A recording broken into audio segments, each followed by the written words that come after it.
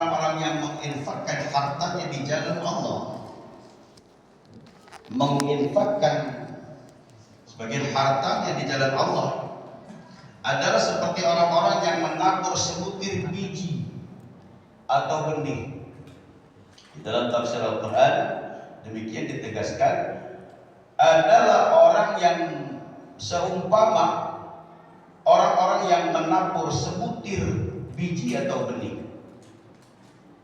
Kemudian benih yang ditabur itu, biji yang ditanam itu akan tumbuh 7 tangkai.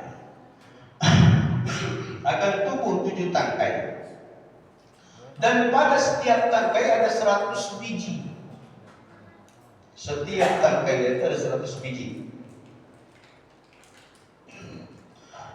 Mari kita sambil membayangkan, Pak, Bu, ketika kita memiliki sesuatu kelebihan yang Allah miliki, mari kita gambarkan bahwa kita sedang menanam sebuah benih.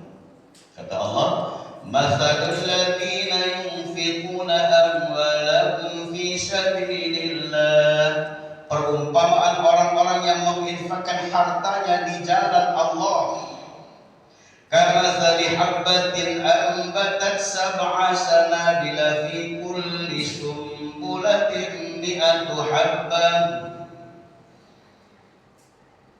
Bagaikan orang-orang yang menabur sebutir biji atau benih yang menumbuhkan 7 tangkai, dan pada setiap tangkai itu ada 100 biji, mi'atu habbah.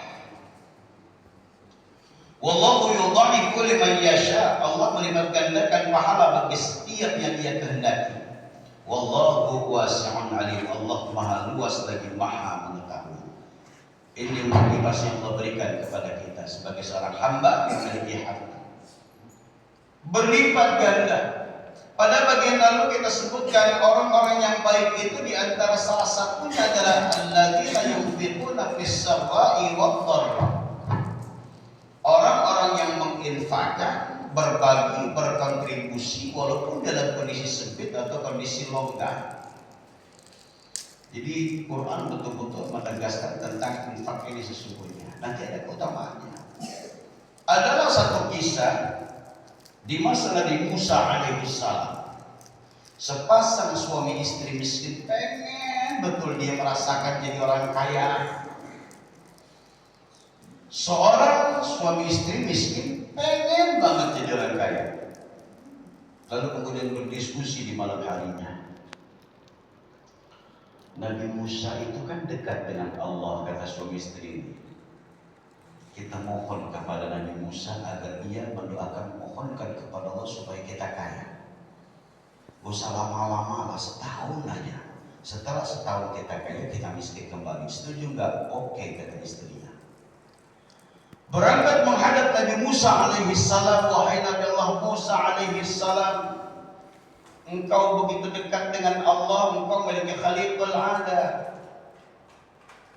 Ya Nabi Allah Musa, kami mohon kau doakan kepada Allah, kau mintakan kepada Allah agar kami diberikan kekayaan. Gak usah lama-lama, di 10 tahun aja. Setelah 1 tahun kembalikan kami miskin juga nggak apa-apa. Kami cuma pengen ngerasakan apa sih rasanya jadi orang kaya.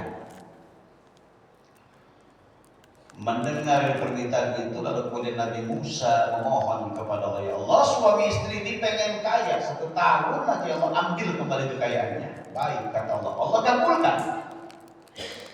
Dari sehari ke sehari suami istri ini diperkenankan mendapatkan rizki Allah. Entah dari mana. Karena kata Nabi Musa AS, ketika kamu ikut mendoakan, bertawakal, berserah pasrah kepada Allah. Akhirnya mereka berdua selalu bermohon kepada Allah dan harta itu datang. Sedikit demi sedikit menumpuk, sedikit demi sedikit terus kekayaannya datang. Suami istri ini begitu dikasih kekayaan sedikit, luar biasa senangnya, akan belum pernah dia mendapatkan kaya dari itu. Ditambah lagi, luar biasa tambah senangnya. Tapi kemudian dia bingung, terus uang ini tuh kita apain ya? Karena saat dia miskin dia tidak bisa berbuat apa-apa. Sekarang ketika dia sudah kaya, gimana ya caranya? Harta kita bertambah banyak nih. Apa harus kita lakukan nih? Setelah berpikir, mereka berdua diskusi, akhirnya sang suami istri tadi bersepakat. harta ini, uang ini kita akan buatkan dapur umum yang besar. Dapur umum yang besar itu kemudian kita panggil orang-orang kampung, kita panggil ibu-ibu di kampung ini. Lalu kemudian sebagian bapak-bapaknya kita panggil. Apa yang dilakukan? Sang ibu-ibu yang dipanggil tadi siap untuk masak. Bapak-bapaknya diberikan harta uang itu untuk belanja masakan yang banyak. Akhirnya dapur umum itu ramai dan hidup. Si bapak-bapak belanja ke pasar, ibu-ibunya memasak. Untuk apa? Setelah matang masakan itu dibagikan kepada seluruh desa dia orang-orang yang bisa di kampung itu.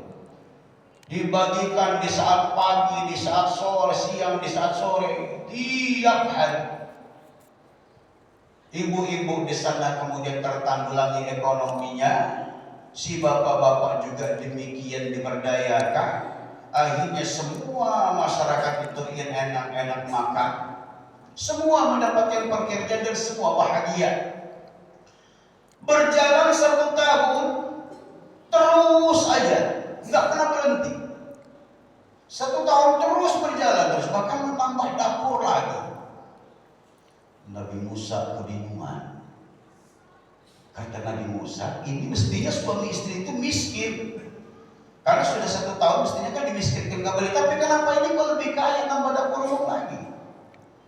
Akhirnya Nabi Musa bertanya kepada Allah, ya Allah, kenapa sih kalau suami istri itu kok enggak jadi miskin? Dia kan mestinya 1 tahun saja jadi orang kaya. Sesudah itu kau miskinkan kembali. Tapi kenapa ya makin kaya ya Allah? Apa jawaban Allah dalam hadis itu? Dikatakan, wahai Musa, ketahuilah, aku sudah tutup lubang yang pertama, tapi dia membuka lubang yang lain. Yang 1 tahun itu sudah saya tutup, mestinya dia miskin, tapi dia membuka lubang yang lain. Dan aku malu kalau aku tidak terus memberikan kepadanya. Apa maksudnya? Ketika itu dibelanjakan di jalan Allah, maka timbul kebaikan-kebaikan yang lain. Timbul kemudian juga rizki-rizki Allah yang lain. Maka jangan khawatir.